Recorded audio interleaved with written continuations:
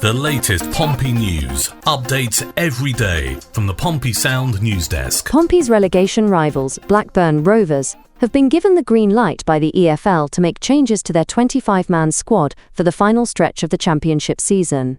It's not just a single change either. The league has allowed Rovers to make 2 tweaks, paving the way for them to add new signing Nathan Redmond, the former Southampton winger who arrived on a free transfer last Friday. The move will look familiar to Pompey fans, who used the same rule back in their first season in the Championship in 2024-25. After new signing Ibain Boat suffered a season-ending knee injury just days after arriving from Fulham, the club was able to remove him from the squad list. That freed up a spot for Kobe Bishop to be re-registered 2 months later, when he returned from heart surgery. Rovers, currently 19th and just 3 points ahead of Pompey, have now done the same. With defensive pair Sondre Tronstad ACL and Lewis Miller Achilles both out for the season, Blackburn have taken them off the list. This has allowed them to register 22-year-old academy product George Pratt, who has 10 senior appearances and spent the first half of the season on loan at Chorley for the final 7 games. But they didn't stop there. They also used the second available spot to snap up one-cap England international Nathan Redmond on a free, getting the deal done before the March 26th deadline. The 32-year-old winger, who once cost Southampton £10 million back in 2026, has been a free agent since his short-term contract at Sheffield Wednesday ended in January. He struggled for game time at Hillsborough, clocking up just 103 minutes across 6 appearances.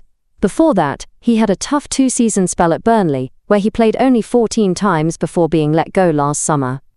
Despite his lack of recent action, Rovers boss Michael O'Neill is clearly hoping Redmond can provide a spark for an attack that has managed only 36 league goals all season, one less than Pompey, whose own struggles in front of goal are well known. To get him up to speed, Redmond played 45 minutes for the under-21s this week.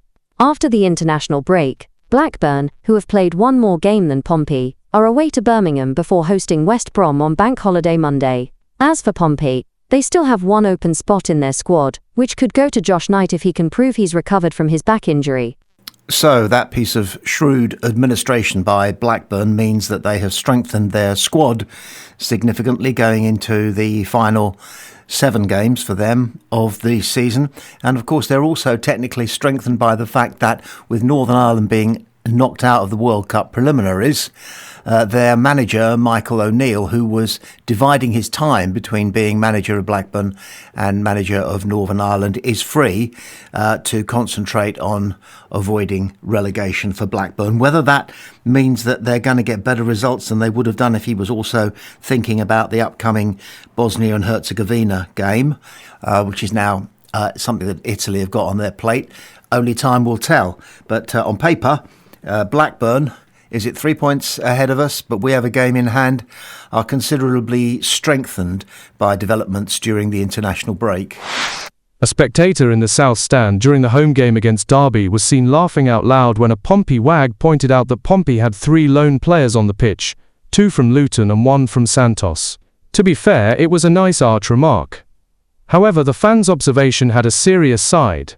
At the end of the season, Pompey may have an option to buy a player who made 12 appearances for one of the world's most famous sides prior to his loan move to Fratton Park.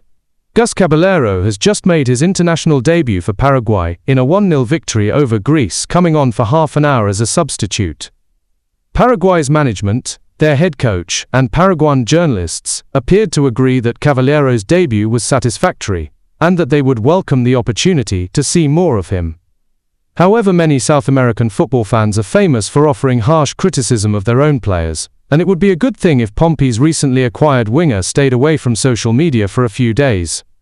Generally speaking, he received faint praise and occasional searing criticism. The harsh comments are probably best summed up by one posted by a Paraguayan fan, signing him or herself, Fried Ingi, quote, "The phrase intelligence is chasing you but you're faster," unquote, applies perfectly to Gustavo Caballero. Lots of speed, little intelligence. Ouch. That is a pretty good remark. I'm going to put that one in my back pocket, why don't you? Intelligence is chasing you, but you're too fast. Let's hope that's not true. That is, if we want to bring Caballero on board as a contracted Pompey player, do we? From what we've seen of him so far, do we? Couple of good flashes. He's good at beating two men with one touch of the ball by going in between them. That's a well-known trick. People will soon start to wise up to it, and word will get round. So he's going to need some other tricks. He is fast, but as that remark suggests, intelligence can be even more important than raw speed. And just to tidy everything up, the spectator in the stand who laughed when the Pompey fans said that we've got three lone players, two from Luton, one from Santos, enjoyed the moment and chuckled quite loudly, actually, we saw. He was the referee's assessor. It's the first time we've watched a referee's assessor at work in the game, and had a notepad, an iPad obviously, in front of him, and was just clicking off various numbers and comments as the game went on. So that's a little bit of background there to Gus Caballero, who is now a fully fledged international, and Pompey may or may not have an option to buy at the end of the season. Your thoughts? Don't often say this, but radiopompey@gmail.com is our email address, radiopompey@gmail.com. Gus Caballero, yes or no? The Leicester City fans' website, Foxes of Leicester, normally an entirely respected and respectful organ, has pushed its luck by comparing Pompey fans with Leicester fans. This is what their writer Thomas Bradley Alderman has to say. Both Leicester City and Portsmouth boast truly wonderful sets of fans. They are lively, ultra-loyal and typically noisy in the most magnificent way. Yet, this fierce passion is a double-edged sword, serving as both a gift and a curse for the players navigating the treacherous waters of an EFL Championship relegation dogfight. The relegation gift and curse at Leicester City and Portsmouth, a tale of two faithfuls. When the Foxes and the South Coast side are winning, an intoxicating harmony prevails. To borrow the immortal optimism of Del Boy to Rodney in Only Fools and Horses, the birds are chirping, the sun is shining, and England are going to win the World Cup. In these moments of triumph, the stadium becomes an impenetrable fortress, and the players are carried aloft by a tidal wave of unconditional adoration. Yet when the tide turns and fortunes plummet due to poor sportsmanship, or, heaven forbid, a perceived lack of effort, all hell breaks loose. The atmosphere curdles into something profoundly toxic. Booing reverberates around the rafters as the faithful turn upon players, ownership, and staff alike. The very intensity that fuels their beauty can swiftly transform into a suffocating pressure. Generally, this emotion is kind of accepted, and occasionally justifiable. Nevertheless, as the ultimate reckoning approaches, both sides desperately need each and every one of their supporters on side for a grueling run-in. According to one-time Premier League champion Tim Sherwood, who understands the unique mechanics of top-flight triumph and survival, to synchronize this blessing and a hex logic, a group of supporters like those packed into Fratton Park will prove the ultimate difference between salvation and catastrophe. Buoyancy is a precarious psychological tightrope, where unity is the ultimate currency. You would, I hope, expect us at Pompey Sound to bat away claims by Leicester fans that they are as good as the Pompey faithful, and so we're going to, because we genuinely believe it. It's impossible to make a comparison that stands up. Pompey fans are famous up and down the country for not just for the loud noise they make, but for their absolute unstinting loyalty, because loyalty is something that is exposed through the bad times. And the last 15, 20 years, we've had bad times. We won an FA Cup, got to a final, but that is nearly 20 years ago. And the highlight since then has been staying alive and winning League One, winning the title, getting out of League Two, getting out of League One, winning the title. Those are our highlights. And through all those hard times, all those terrible bad times, coming so close to being extinguished, the fans remained so loyal that they pitched in and financially saved the club from extermination. That's what we've been through. Leicester, over a similar period, they won the Premier League. How hard is it to be a fan when your team win the Premier League? You're not going to be booing them, are you, all the way off the pitch, ever? That memory should live in their minds for decades.